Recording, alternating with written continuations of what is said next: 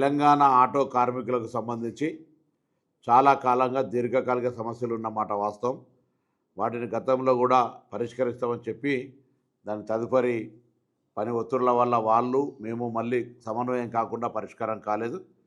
కానీ ఈరోజు రవాణా శాఖ కమిషనర్ ఇలంబర్తి గారి నాయకత్వంలో మా additional transport commissioner, joint transport కమిషనర్లు ఆటో కార్మికులతోటి చర్చలు జరిపిన సందర్భంగా ఈ సమ్మెను నివారించి ఆటో కార్మికులు ఎదుర్కొంటున్న సమస్యలు పరిష్కరించడానికి ప్రభుత్వం సానుకూలంగా స్పందించిన మాటని ఈ సందర్భంగా తెలియజేస్తా ఉన్నాను.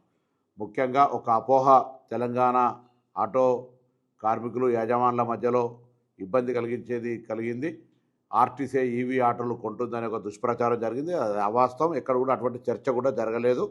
మేము లాస్ట్ మైల్ కనెక్టివిటీ కావాలంటున్నాం తప్ప ఆటోలు ఆర్టీసీ ఎప్పుడు కొనుగోలు చేసే ప్రస్తావన రాదు అనేటువంటి మాటను మనవి చేసినాం. దాంతోపాటుగా ఈరోజు 2012లో పెంచినటువంటి మీటర్ ఛార్జీలను పెంచాలని చెప్పినారు. ప్రభుత్వం ఇన్ ప్రిన్సిపల్గా అగ్రి అయింది. అందుకు సంబంధించి వాళ్ళతోటి డిపార్ట్మెంట్ పరంగా చర్చలు చేసి త్వరలోనే అందుకు సంబంధించినటువంటి అధికారిక జీవోలు ఇవ్వడం జరుగుతుంది.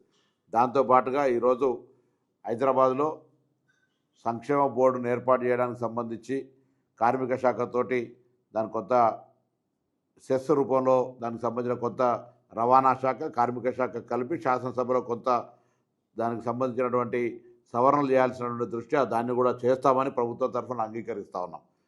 సంక్షేమ బోర్డును ఏర్పాటు చేస్తామనేటువంటి మాట కూడా ఆటో కార్మికులందరికీ శుభ సందర్భంలో తెలియజేస్తాను.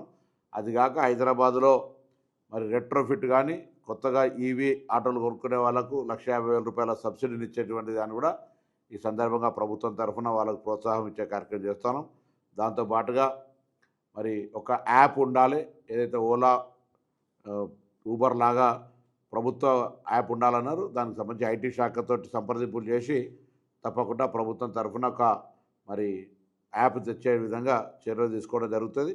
మిగతా అగ్రిగేట్ సంబంధించిన పాలసీ కావచ్చు, ఇతరత్ర అన్ని సానుకూలంగా చేస్తూ వాళ్ళు 12,000 రూపాయలకు సంబంధించిన అంశం కూడా ప్రభుత్వం పెద్దలతోటి గౌరవ ముఖ్యమంత్రి గారు, ఉప ముఖ్యమంత్రి, సహచార మంత్రులతో చర్చ చేసి ఆ అంశానికి సంబంధించి కూడా వాళ్లకు వీలైనంత తొందరలో మరి ఒక సానుకూలంగా స్పందించే విధంగా తీసుకుంటామనే మాట ప్రకారంగా జాయింట్ యాక్షన్ కమిటీ మీద వచ్చినటువంటి సంఘ ప్రతినిధులందరూ మా ట్రాన్స్పోర్ట్ కమిషనర్ తదితర అధికారులతో జరిపిన చర్చల్లో సమ్మెను ఉపసంహరిస్తామనే ప్రకటన చేసిన సందర్భంగా వారికి అభినందనలు. తప్పకుండా నేను రవాణా శాఖ తరఫుగా ఇంతకుముందుగా ఆర్టీసీ కార్మికులకు ఏ విధంగా హామీలు ఇచ్చి అమలు చేస్తానో ఆటో కార్మికులకు సంబంధించి కూడా ఎక్కడ ఇబ్బంది లేకుండా తెలంగాణ బిడ్డలుగా వాళ్ళందరికీ కూడా న్యాయం జరిగే విధంగా ఈ ప్రభుత్వం రేవంత్ రెడ్డి గారి నాయకత్వంలో చేస్తుందనే మాటని సందర్భంగా తెలియజేస్తాను.